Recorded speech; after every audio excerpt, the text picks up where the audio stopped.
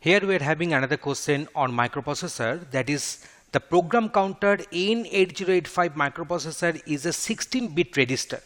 So in case of 8085 microprocessor, the program counter is a 16-bit register.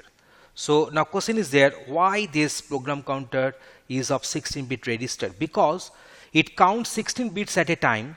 So there are 16 address lines. It facilitates the user storing 16-bit data temporarily, and it has to fetch two 8-bit data at a time. So multiple options are coming in mind. So which one is the correct one?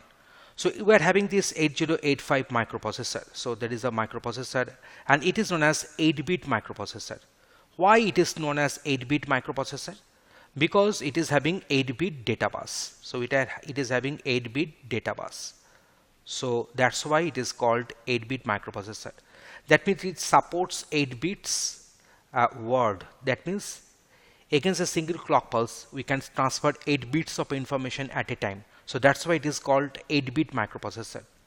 So that means it can have maximum to the power of 8 number of micro instructions. So we can have to the power of 8 number of micro instructions maximum. So there is 256 number of micro instructions, but it is not true actually. We are having 246 number of micro instructions. So remember the microprocessor n-bit. So n-bit microprocessor means it will be having n-bit data bus. It supports n-bit word. That means n bits of information can be carried at a time against a single clock pulse. So now if you consider the address bus, it is having 16-bit address bus. So it is a 16-bit address bus.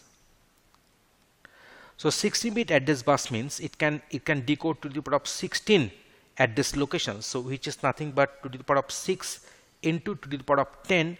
So that is 64 into 1k, and that is 64k. So 64k number of locations, memory locations, it can decode, it can address. So this particular, here we are having this program counter. So what is the purpose of this program counter? Program counter is nothing but a register which will be holding the address of the next instruction going to be executed.